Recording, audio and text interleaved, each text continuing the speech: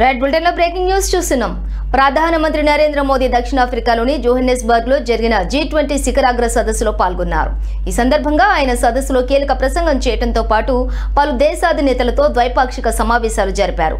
దక్షిణాఫ్రికా అధ్యక్షులు Cyril Ramaphosa, Canada ప్రధాని మార్క్ కార్నీ, ఇటలీ ప్రధాని జార్జియా మెలోనీ, జపాన్ ప్రధాని సనే టకాయిచాలతోటి సమావేశమై పలు కీలక అంశాలపై చర్చించారు.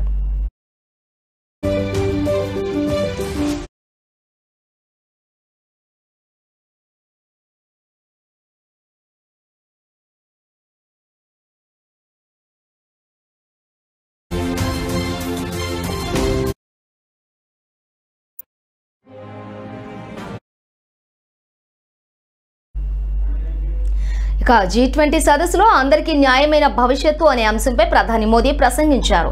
టెక్నాలజీ వినియోగం ఆర్థిక కేంద్రంగా కాకుండా మానవ కేంద్రంగా ఉండాలని పిలుపునిచ్చారు. ఈ సందర్భంగా ఆయన కీలక ప్రకటన చేశారు.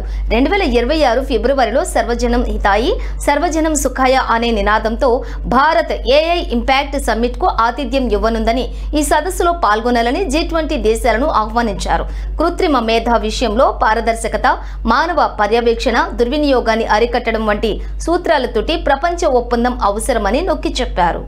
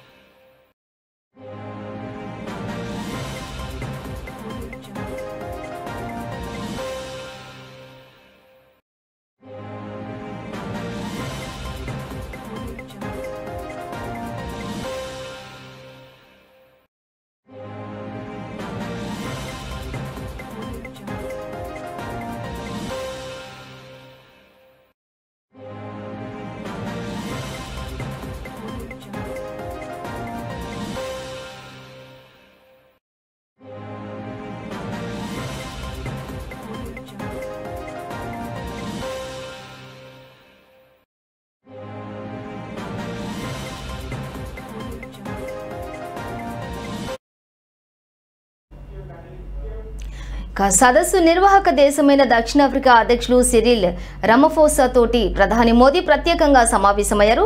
వాణిజ్యం, పెట్టుబడులు, కృత్రిమ మేధ, కీలక ఖనిజాలు వంటి రంగాల్లోని భారత్కు చీతాలను తరలించినందుకు రమఫోసాకు కృతజ్ఞతలు తెలిపారు. అయితే 2026లో బ్రిక్స్ కూటమికి భారత్ అధ్యక్షత వహించనుండగా తమ పూర్తి మద్దతు ఉంటుందని రమఫోసా హామీ ఇచ్చారు.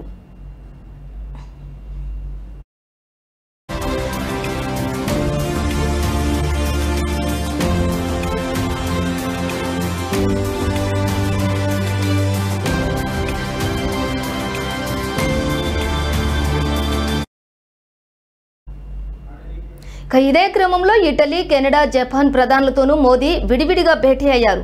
ఉగ్రవాదానికి నిధులు అందకుండా నిరోధించేందుకు ఇటలీతో కలిసి సంయుక్త కార్యాచరణకు అంగీకరించారు.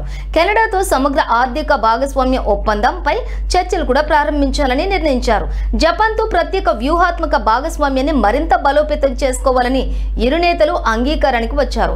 ఈ సమావేశాల ద్వారా కీలక దేశాలతో ద్వైపాక్షిక సంబంధాలను పటిష్టం చేసుకోవడంపై భారత్ దృష్టి సారించింది.